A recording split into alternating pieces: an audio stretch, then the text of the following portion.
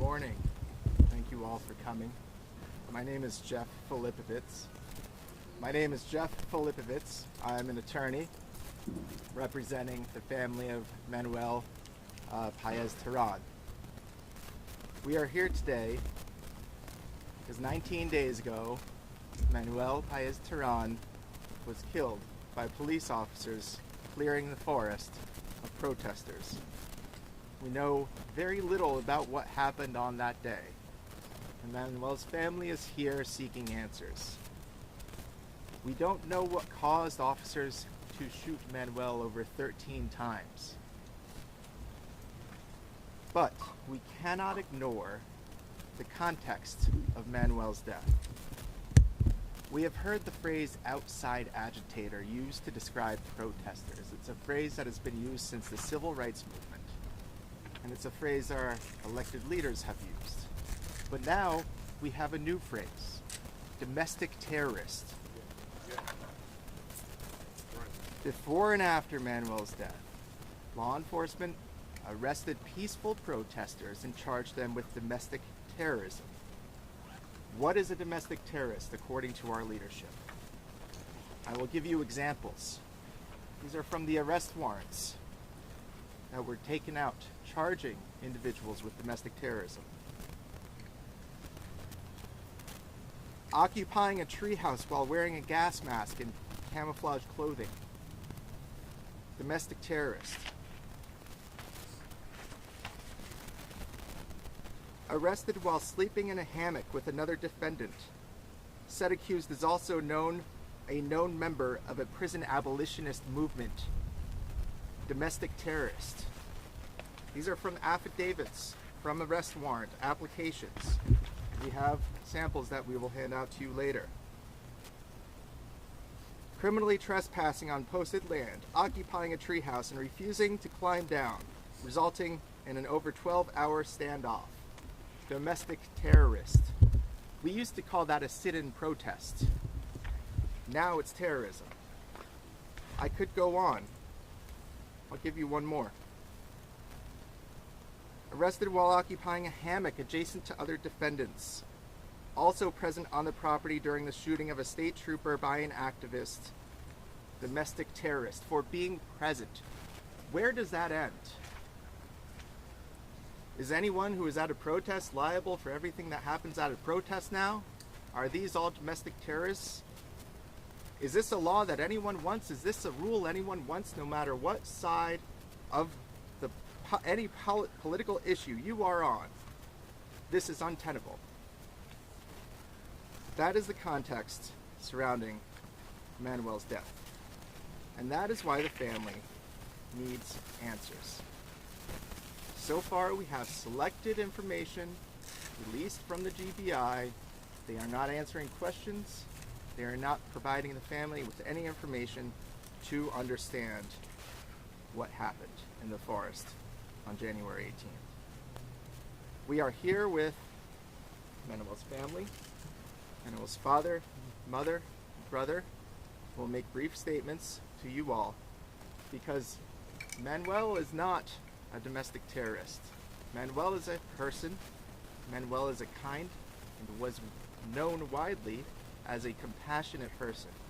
I think when you meet the family, you will see where that compassion comes from. Whatever happened in the forest, this family deserves to know. The public deserves to know. Right now, demonstrators are scared to come forward. People who were in that forest on that day are scared to speak to us. And for good reason. They have been threatened. These terrorism charges are meant to send a message. And the message is clear. If you stand in our way, we will take you out of our way. We will not tolerate this dissent. There are plenty of other criminal laws that can be used if anyone has broken a law. There are plenty of crimes that can be charged against any individual who engages in acts of violence. No one condones that.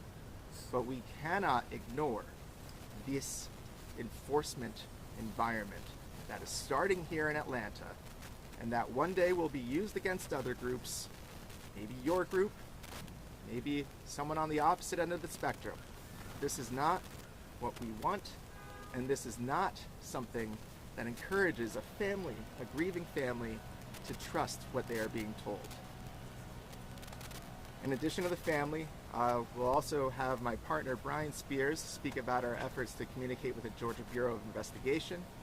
Jerry Weber is here from the Southern Center for Human Rights. Jerry is a constitutional law scholar and will answer questions and make a brief statement, as well as Kamal Franklin from Community Movement Builders, who will speak to the political mobilization efforts against the construction of Cop City. With that, I will introduce you to Manuel's mother. Could you please say your name and spell it for everybody? Yeah, for the... Yeah. My name is Belkis Teran, Belkis Teran. I am the mother of Manuel Esteban Paez Teran, from whom we are here. The name of Manuel, that comes from Emmanuel, means God with us. Esteban means victorious. Manuel was born in Maracaibo, Venezuela, on April 23, 1996. Therefore, Manuel is a Venezuelan, Maracucho, from Maracaibo. Manuel graduated magna cum laude from Florida State University with a Bachelor of Science Psychology with an associate degree in sociology. Then began his studies in Panama in an integrated program for 2 years in Panama and 2 years in Florida. While in Panama, their participation in the university led there to be an adjunct student of a biology professor, and they taught when the professor asked to do it as part of his duties. Then also founded and were president of the environmental club that is still operating. As caretaker of the environmental, they cleaned beaches every week, gave talks to raise awareness about the need to care for the beaches and parks. Manuel was very active in recycling and participated in many activities in the park on weekends with programs for children, adults, and the elderly. We are horrified by all that has happened to Manuel. I never thought that taking care of a park would be a dangerous thing. It would be so dangerous. There are many hidden things, and killing a person who was sleeping in the forest does not make sense to me. Killing a person who was sleeping in the forest does not make sense to me. We are living a horror. It is a social shame that this happened. For me, this unfortunate event shows the decomposition that is in the society. On the other hand, as a family, we are also amazed and grateful for so much love, support, and solidarity that we have received. Manuel worked actively for many years in projects that benefit different communities. During their time as a university student, they developed their organization capacity for a different humanity cause.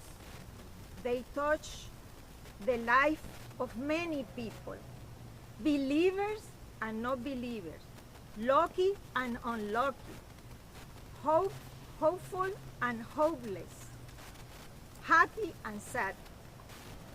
My complaint is that the university teach young people to think about the good, to do good to others, to dream for a better world, to seek alternatives to the all problems, and when they try to put this teaching in practice, they are killed, arrested, and treated like criminals. Treated like criminals for those who should protect them. Most of these activities are university students. All Manuel wanted to do was to protect the forest, preserve the good of a land for all people, create awareness and help organize different communities. They had no malice and no intention of committing illegal acts. They were a pacifist and had no intention of resorting to violence as a way of defending himself. Manuel was a defender of the forest. Manuel has a heart full of love for people, animals, and the trees. Manuel has a great interest in helping the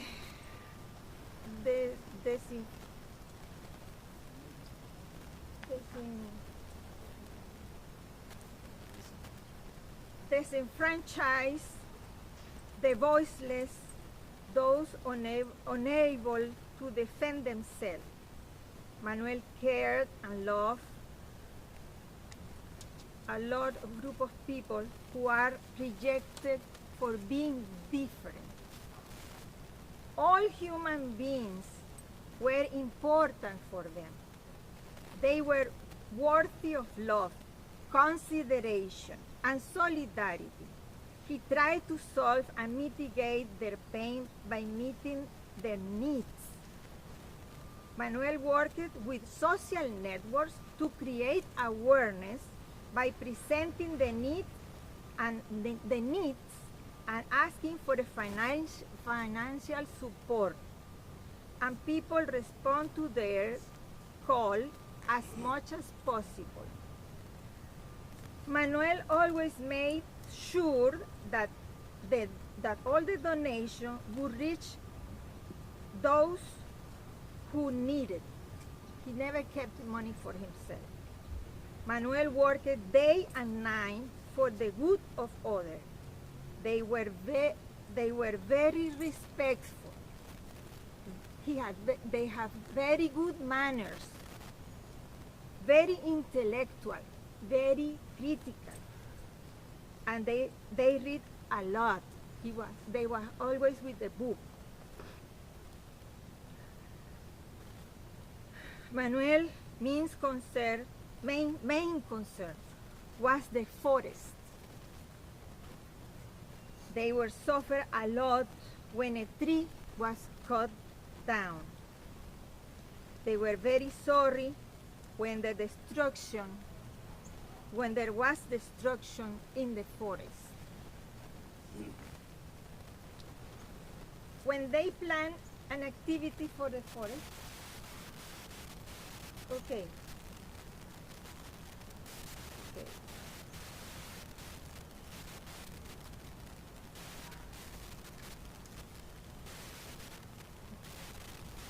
We have to cry, hug each other, and process our pain, and leave the job of defending the legal part of the lawyer to the lawyer. We will work as a team, but each other on their own. We ask, and I ask the authority to allow us to honor Manuel. We want to hold vigil and private and public events to honor him, their work. As a mother, I am very, very sad, and I will not be able to see any more Manuel, touch him, hug, dare him, feel, smell, hear his voice. But we will keep them in our hearts. I wish Manuel to continue on his ways in the love of God. May God bless him. We pray for our peace. We will continue learning and practice all the good things that Manuel experienced. I am very sorry that there are no more people like them. We are going to honor Manuel by doing good things. We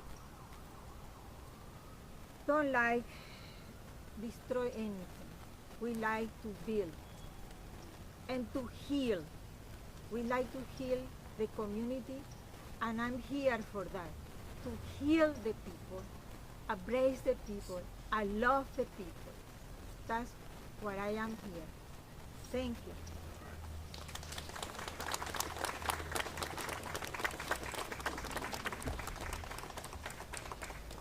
I want to begin with the biblical greeting, grace and peace from Lord Almighty, Creator of the universe, and His Son, Jesus Christ, my Lord.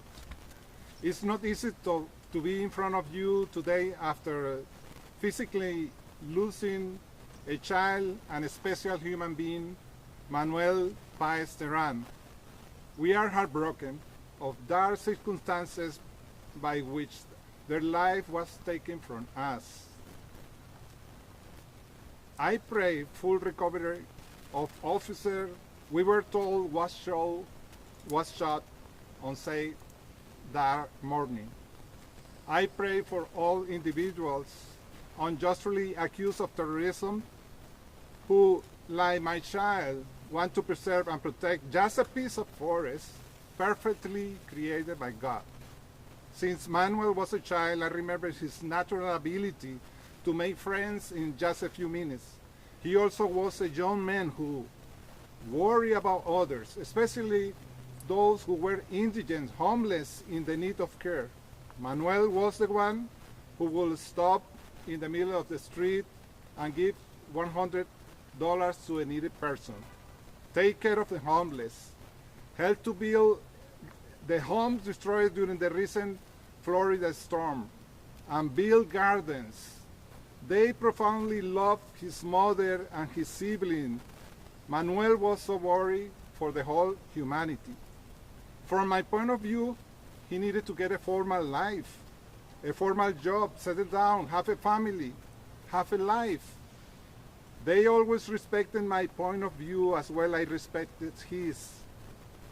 Always respect me, and at times we will agree to disagree. Manuel always was honest with his ideals. A couple of years ago, while talking about what I thought was his future should I be, I told them, Manuel, you cannot worry about the whole world. No puedes abarcar todo el mundo. You need to concentrate in one thing at a time. You are not Greta Thunberg. I was wrong. Manuel was able to reach the whole world. Somehow they followed my advice. Protect the Atlanta forest. Sadly, Manuel was the first environmental that has given his life for his ideals in the United States of America. While Manuel was able to accomplish so much, they were able to do so many things in his short life, guided by his ideals, love, passion, and determination.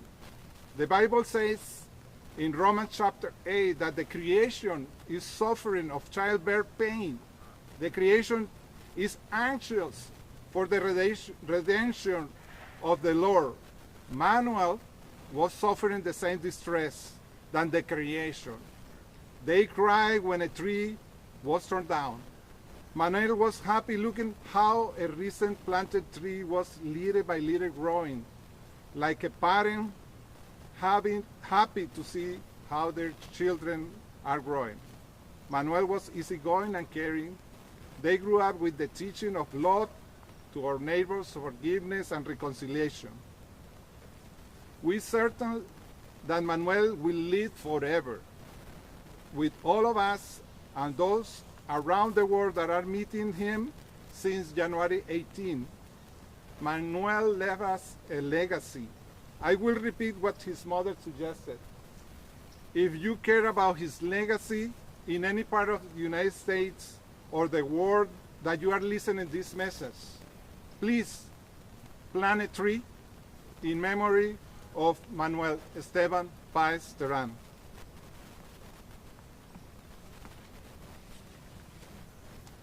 I end now by saying, my son in heavens, Manuel, I see you. I see you.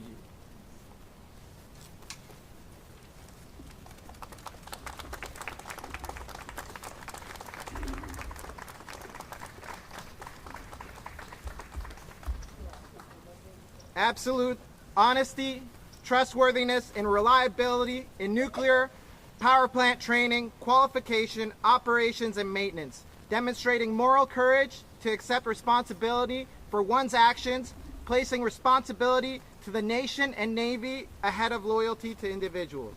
I served aboard the USS Maryland out of Kings Bay, Georgia, in a community commonly referred to as nukes, short for nuclear propulsion. Integrity can mean a lot of things, so the Navy standardized it. It is important everyone in the world can trust our reactors 100%. They are, so go Navy.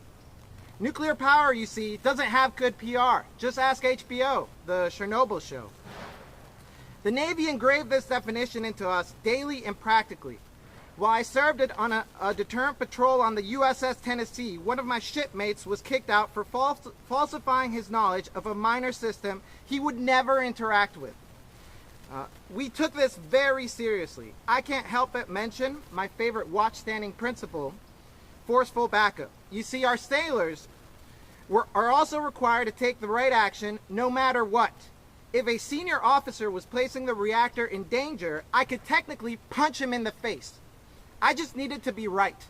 Now, granted, reactor operators are usually nerdy, so that never happened. But anyways, I don't see integrity in the police or forceful backup. Nukes can't afford to get away with, well, not all nukes are bad. It would cripple our military. Calling protesters only charged with trespassing misdemeanor as terrorists is not absolute honesty and trustworthiness. Raise your hand if you know of any terrorists known for their infamous trespassing. We have been lied to. That is the truth. My call to action goes to the police officers. Find your moral courage and place your nation over loyalty to individuals. Forcefully stop each other from killing civilians. There was a little bit of a narrative that the cops had to fear retribution from the forest defenders, which I say with love, they're all a bunch of tree nerds, okay? And so let's look at some statistics. In 2022, police killing civilians, 1,176. Cops shot in action, 64. Guardian and Washington Post, if you want to check my references. Meanwhile, the police are a danger just to themselves. 239 police suicides in accordance with policechiefmagazine.org for 2016.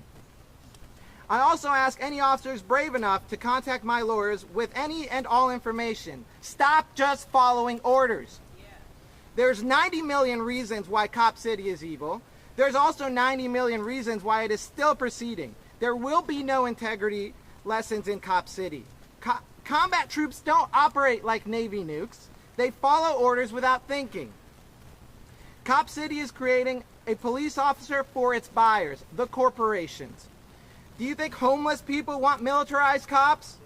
I know my submarine brother, killed by a murder-suicide public shooting in Wisconsin, so not my sibling, could not have been saved even if SEAL Team 6 was defending that area.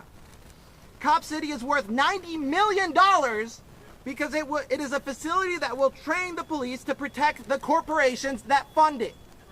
It will allow our governments to abandon us because the donors will be happy with their new protection.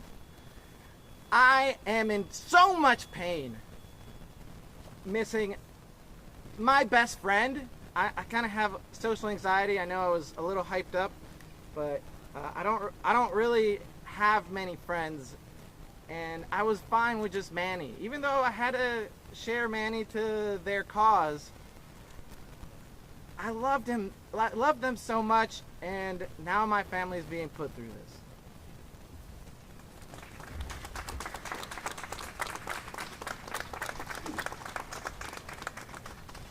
Good morning. My name is Brian Spears. I'm partners with Jeff Filipovitz, who opened this press conference.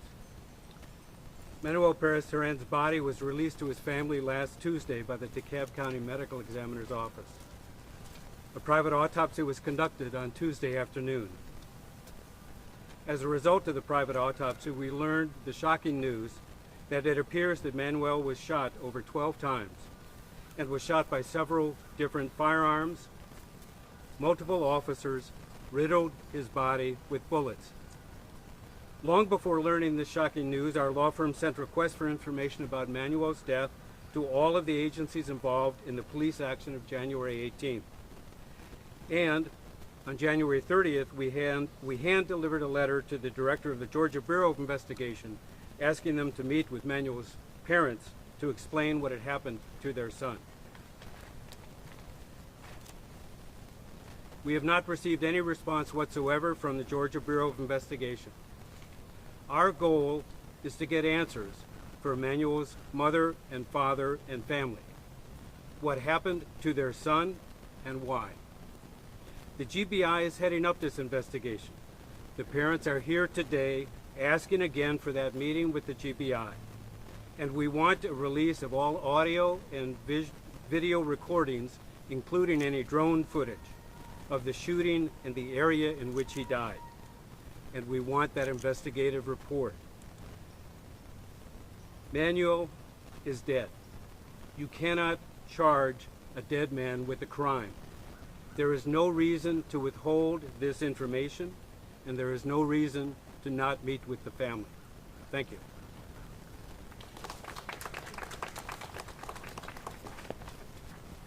Good morning. My name is Jerry Weber, and I'm Senior Counsel for the Southern Center for Human Rights. We are here in support of Mr. Terran's family, their desire, their need, and their right for answers. Atlanta seeks to build the third largest police training center in the nation, a militarized center that will be used likely by every single officer that is currently policing these protests. Since every single officer policing these protests has a vested interest in these protests failing, the need for impartiality and transparency in this policing is paramount. We have seen neither. The highest levels of law enforcement, including the APD Assistant Chief, are trumpeting pretextual stops of citizens filming in the area, and officers are demanding those filming in the area to delete footage. Law enforcement is claiming that anyone who came from out of state to the protest is more likely to be a domestic terrorist. That sure sounds a lot like something you might have heard in 1965 on Bloody Sunday on the Edmund Pettus Bridge. Somehow, with officers wearing body cameras now more than ever, we have seen zero video of the shooting death of Mr. Terran. We are seeing zero on transparency and clear bias in policing that should trouble anyone. Mr. Terran's family deserves the facts. They deserve the answers. And the citizens of Atlanta and DeKalb County also deserve them too. Thank you.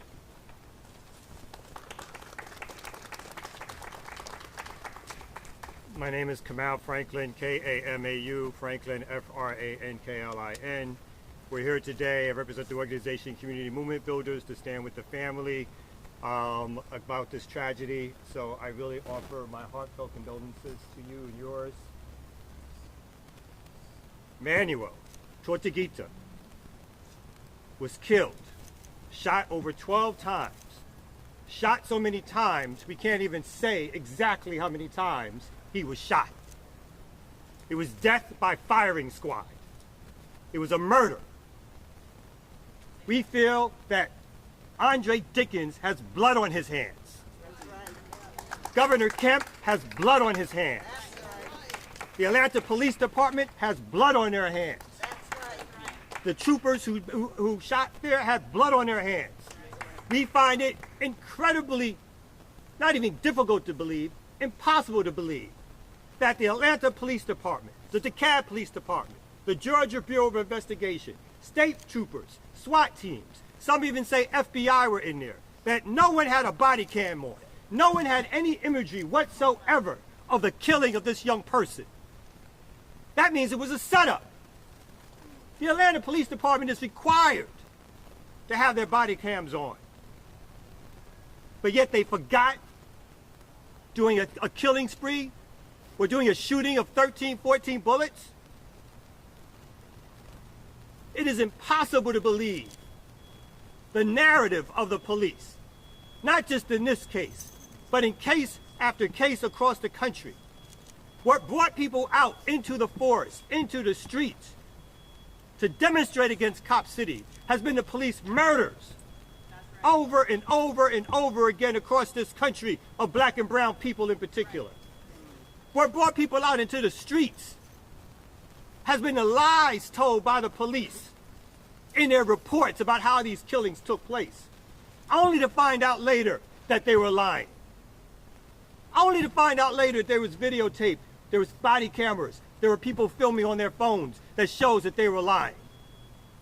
These demonstrations since the very beginning were criminalized by the Atlanta Police Department and by the mayor's office. Since the very beginning, there were arrests made by people walking and doing what you would call peaceful protest in the street, demonstrating on sidewalks.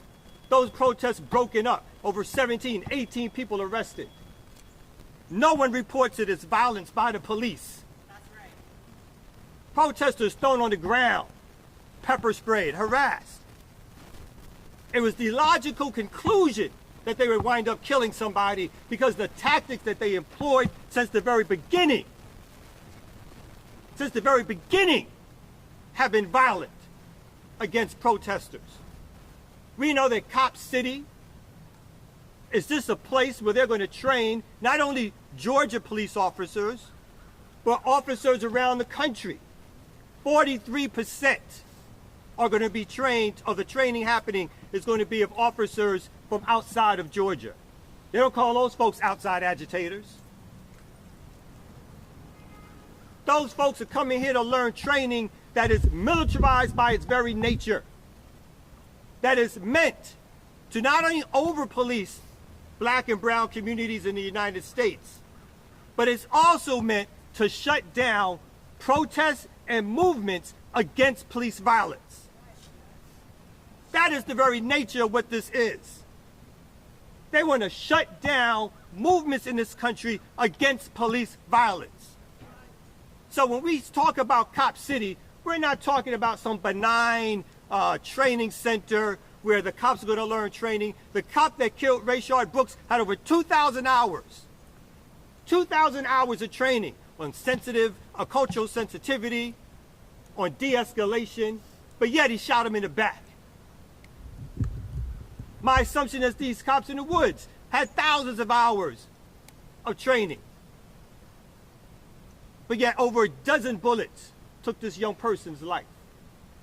So we know that this Cop City idea is nothing but a way to militarize police here in Atlanta and across the country. And every time they bring up the idea of Cop City, there's going to be protesters, there's going to be organizing, there's going to be agitators, there's going to be forest defenders, because we will do what we can to protect our communities to stop Cop City from happening. Thank you very much.